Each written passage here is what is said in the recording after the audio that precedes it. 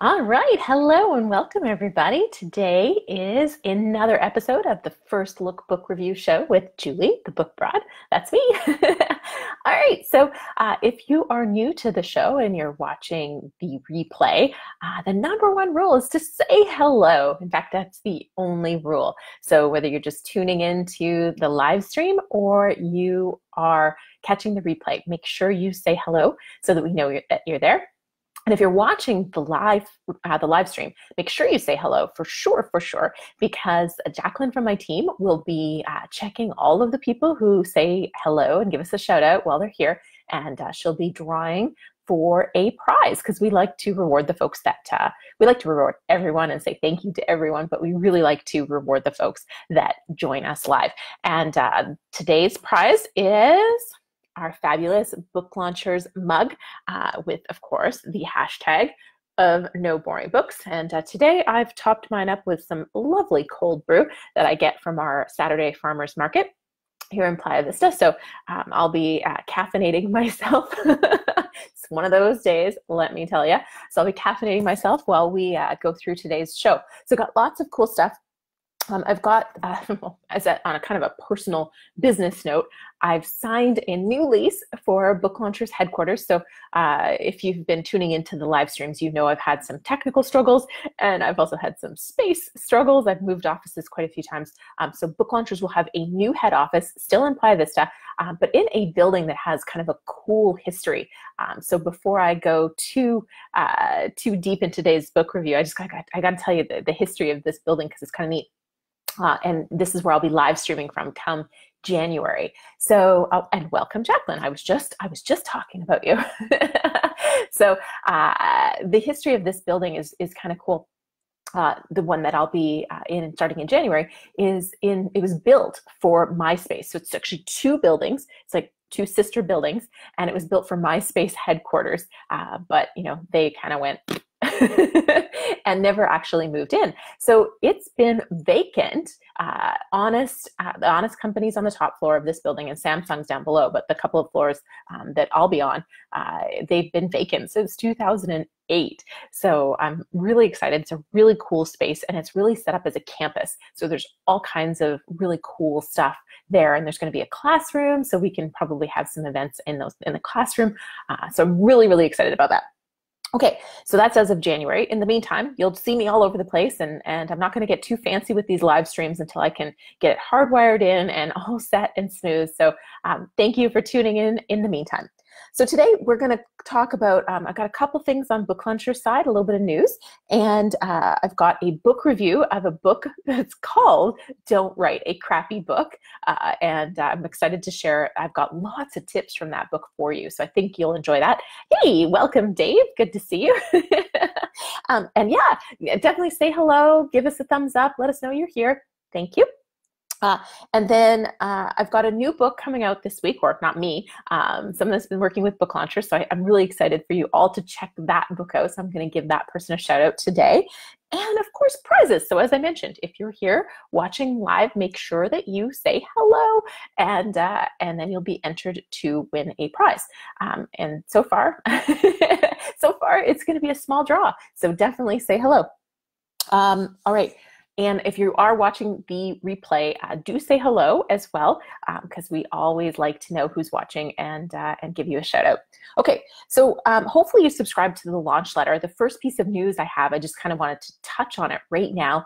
And I brought it up in this week's launch letter. So if you don't already subscribe, make sure you get on the list at booklaunchers.com/7 steps or /game plan. So either way, you'll get on the newsletter list because I'm always giving you updates on what's going on.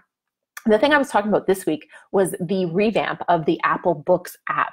And, I won't replay it for those of you who are subscribers, but the big news for me is that, a lot of people maybe aren't even caring that Barnes & Noble is going away. But here's the piece that as a self-published author or an indie author, whatever you want to call yourself, that I think you want to pay attention to is the fact that the industry is shifting and the options are there for you as an author to get distribution, to get your book into the hands of a lot of people.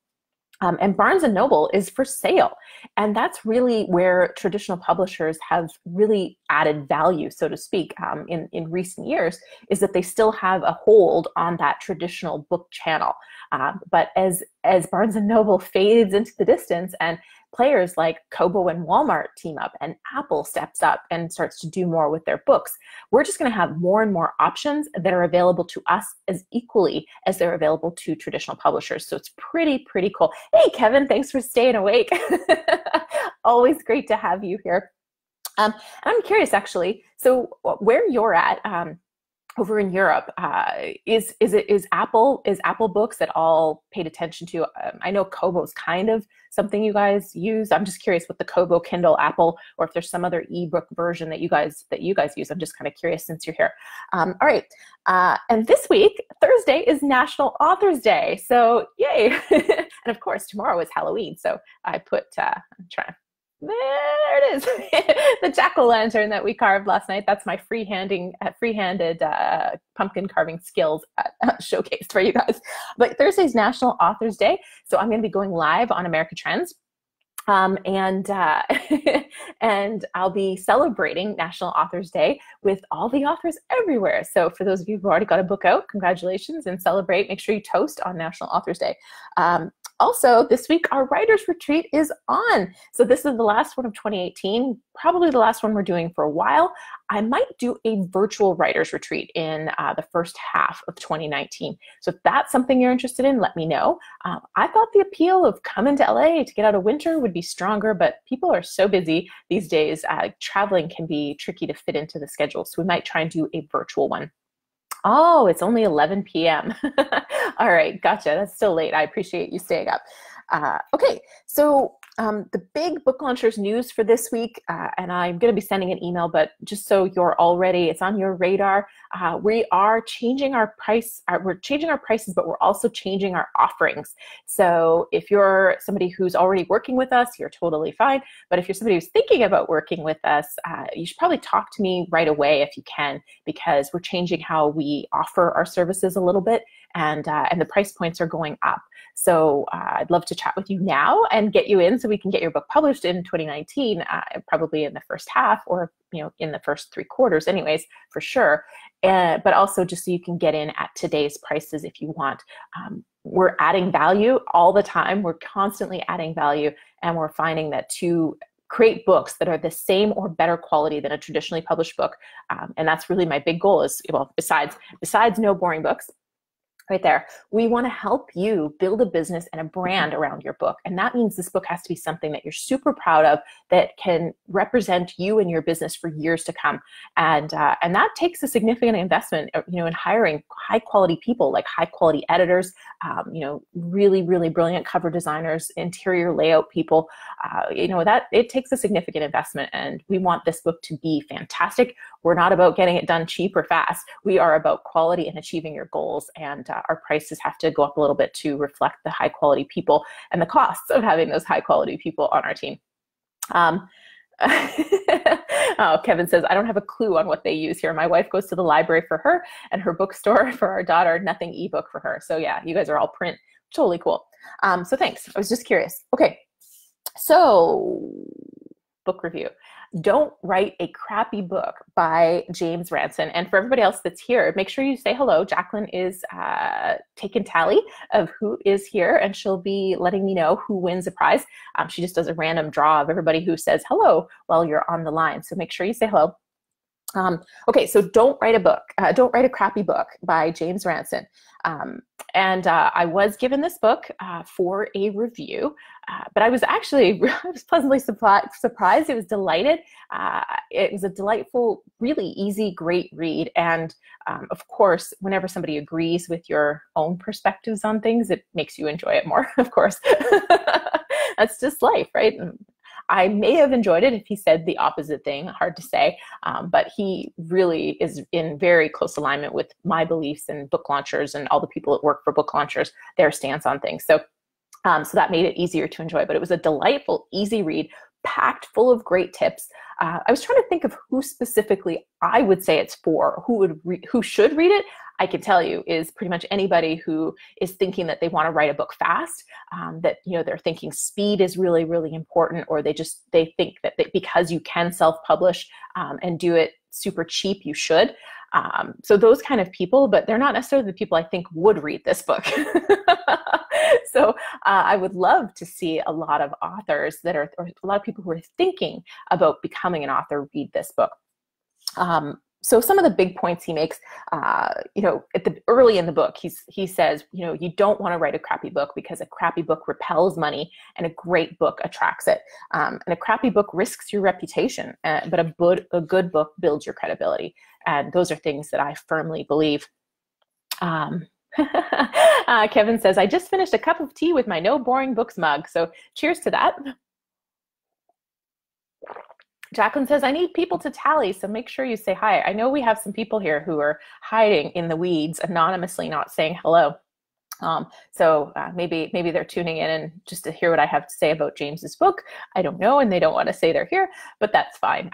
If you say you're here, though, you will be entered to win. Plus, we can be friends. We can talk. As much as this is me talking to you guys, it's way more fun when you interact back and chat with me. So, all right. So I loved how James then talked about, okay, so why do good authors write crappy books? And then he breaks up the book into 3 danger zones and the mistakes people make in each of those danger zones. So it's really easy, really easy to scan too, which I like, because there's some things that you're like, yep, totally know that. And you don't necessarily want to have to read through a whole bunch of text to get the gist of it. Or if there is something where you're like, oh, this is great, and you want to read into it in detail. I found the book really, really easy to scan, and everything I read beautifully, and it was so enjoyable. So why do good authors write crappy books? Well, they're not taught not to. And he basically said that this is in large part, and I'll say I think there's 2 causes of this, but he talks about this is the prevalence of those loud, bright, shiny programs that teach you how to write a book in a weekend, or 90 days to a bestseller, and we've definitely talked about that here. You can write a book in a weekend, and you can write and produce a book that gets you bestseller status on Amazon in 90 days, but should you?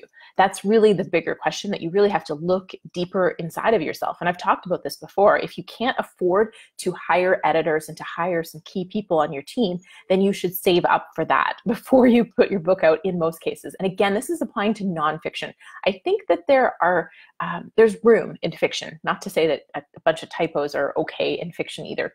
But for me, again, we're talking about nonfiction books that are here to build your brand and grow your business, and it represents you. And so a sloppy book shows people that you're probably sloppy in what you do. And that is why I always emphasize that you really need to have put out a great quality book. So he says we fall for the questionable marketers because we want their pitches to be true. And if we think we want it hard enough, they will be true. And we also feel entitled to the results that those pitches offer us. And he has a quote from somebody I'd never heard of, John Acuff, in a book called Start. And he said, people think I don't really want to learn how to be a great public speaker. I don't really want to spend hours editing that skill. I don't want to spend time mastering it. I just want to do it a few times, have everyone recognize me as a master, and enjoy the rewards. And we see that all the time with books. People, think because they have all this expertise and they've put it down on page, that it's good to go, right? And that's just not the case. So, hey, Talita, hello, welcome. So yeah, make sure you guys are saying a hello when you're here. So welcome, so we can give you a shout out, and Jacqueline can enter you to win. So he has 3 danger zones that he breaks the book up into. Writing a book that you're not proud of is danger zone A. Danger zone B is writing a book that doesn't connect with your audience. And danger zone C is writing a book all by yourself. And I'm not going to go too deep into all of these things, but there was some really, really cool points that I'll highlight for you. And then I'll just recommend that if you're loving this and loving the tips, then definitely pick up this book. And hey, I have to give a shout out to Dale Roberts. He was quoted in this book along with a lot of other authors. I can't remember how many, I think they said 26 different authors and kind of speakers, types of people were interviewed for this book. So Dale, but I saw Dale's quote in there. So yay, hey Dale. he had this tip on bestseller status: write a book that deserves the title, whether you receive it or not.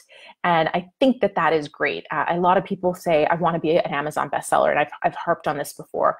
If you have missed my lecture on this, so to speak, you can go to booklaunchers.com, and there's a blog post on there that basically says why you're wasting your time chasing Amazon bestseller. But I love the principle of writing a book that is deserving of a bestseller title.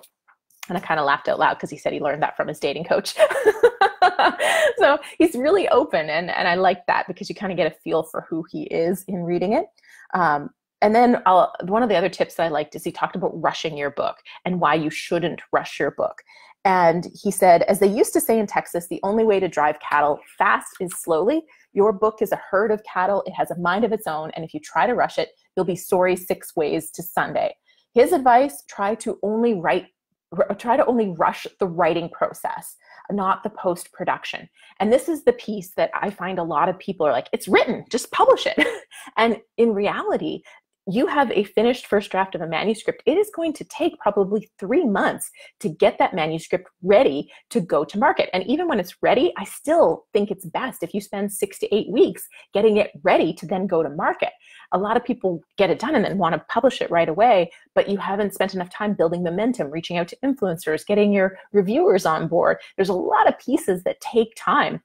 If you want to get blog reviews and podcast interviews, that stuff needs to be happening 6 to 8 weeks after your book is done, so they can look at the book, the finished product, even hold it in their hands potentially. So there's so many things to do, and I think a lot of people rush the process, which is why they either end up with a crappy book, as he talks about, or they end up just with lackluster results, and they're wondering, why didn't my book do as well as I thought it should have? So I thought that was really, really good tip.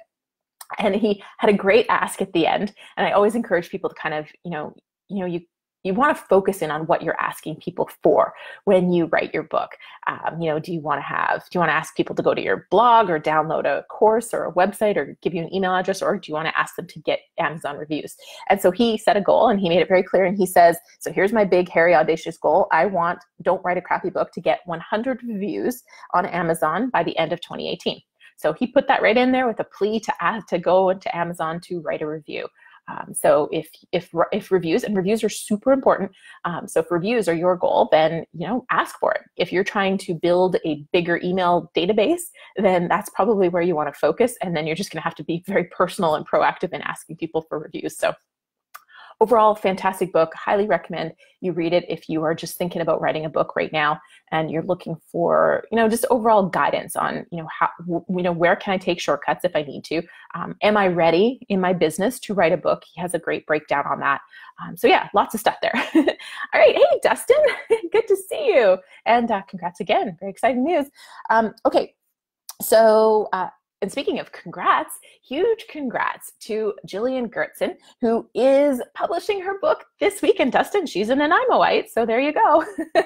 She's near and dear to my heart because when I kind of raised the flag and said I was opening the doors to book launchers, she was one of the very first people to say, yes, I want to write a book and I trust you, Julie. I know what you've done and I believe that you'll put a team together that can help me. And so I'm really, really excited for her. She's worked incredibly hard, taking an idea, which is what she started with, and turning it into a book that launches on Thursday. So you guys can check it out. You can buy it on pre-sale. It's called Elephant in the Gym. And with this book, it's a fitness book, but it's almost like I think one of the quotes she has, one of the endorsements she has says she's a whistleblower on the fitness industry. She's, in a lot of ways, she's talking about why the fitness industry wants you to be fat. They actually don't want you to lose weight. So she talks about, why you don't need a gym membership to be fit. Why traditional goal setting in the fitness industry actually sets you up to fail in a lot of ways. A foundation for your success. She kind of lays it out for you. And it's really practical strategies to get fit, love your body, and thank you. Jacqueline said, if you're just joining us, we're talking about Don't Write a Crappy Book by James Ranson. Now we're talking about Gillian Kurtsyn's book. It's coming out on Thursday called Elephant in the Gym. I planted the flag, not raised it. Raising is giving up. Oh. I waved the flag. That's giving up. Okay, sorry. Anyway, so congrats, Gillian. Super excited for you. And if any of the ladies out there are interested in getting a better relationship with your body, feeling fit, feeling stronger, feeling healthier, you'll absolutely love this book, and you'll love Gillian. So check that out. All right, so I'm going to do, you know what I didn't do? Oh my goodness. For the first time in all of these live streams, I didn't put your names in a hat from your Friday YouTube comments. So I'm going to have to do an after the fact post on that. So normally what we do is we put everybody's name in a jar who says hello while they're here on the live stream, and we draw, and then we give you one of these fantastic Book Launchers mugs. But that's for everybody who says hello, but we also do that for everybody who comments. Every Friday, I have a new YouTube video comes out, and when you comment on Friday, on the day the video comes out, I put your name in a hat and we do a draw. But I forgot to put all the names in a hat today. It's just been one of those days. So I will do a post afterwards. I will do a draw. You guys will just have to trust me that I put everybody's names in and randomly draw it, which I promise I will, or I'll film it for you so that you can see it after the fact. So I owe you guys a prize, all you Friday commenters. So look out for that. And I'll get Jacqueline to do this. Let's see, wait. Kevin McGuire, that must be why they tell you to carbo load. Yeah, they're tripping you up. They want you to eat the carbs, so then you have to buy their diet plan because you've eaten too many carbs and now you're fat.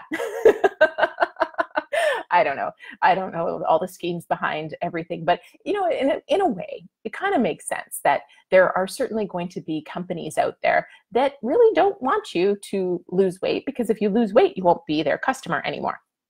Kind of makes sense. But you know, then there's people who will have a gym membership and never go. So not naming any names, but we know somebody, or we did. I don't know if she still has her gym membership, Dave. I won't call her out, but you know who I'm talking about. Dave says, seriously, congrats to Gillian. Excited for her book to come out. And Jacqueline put a link to it. So that's fantastic. Thank you, Jacqueline. And yeah, I guess if that's all we have to talk about today, guys, then I will close it off with a promise to do the draw for the Friday commenters for the YouTube videos. And there's been tons in the last couple of weeks. So thank you so much, you guys. Really, really appreciate your support on my Friday videos. And our next live stream is happening November 13th at 2 p.m. Pacific Standard Time, 5 p.m. Eastern Standard Time. And I'll see you then with probably another book review. I haven't decided what we'll do that day yet. We'll see what kind of news is happening and what everybody kind of emails me about in the weeks leading up to it. Yeah, if you guys have questions, you can put them in the chat box right now, or if it's after the fact, go ahead, put them in. I always check the comments, and if you're watching on YouTube especially, I pretty much respond to every single YouTube comment that comes in, so you'll definitely get a response from me. But even on Facebook, although Facebook gets it all muddled up and it's hard to find them, but I will still respond to you and maybe even shoot a video to answer your question. And Jacqueline, who is our winner? Let's see here. Toledo wins. All right, Toledo, you just got your mug from the Friday commenters, but congratulations, you've won. Well, you know what? I have a productivity planner, which is a really, really cool product. It's a really cool journal, basically. So I will send you a productivity planner because I know you just got a mug. So thank you for tuning in. Thank you for being here. And let's see, any last comments while we're wrapping up? Okay, so cool. That's it for today. We'll see you guys again on November 13th. And have a fantastic Halloween and happy National Authors Day on Thursday. See you next time.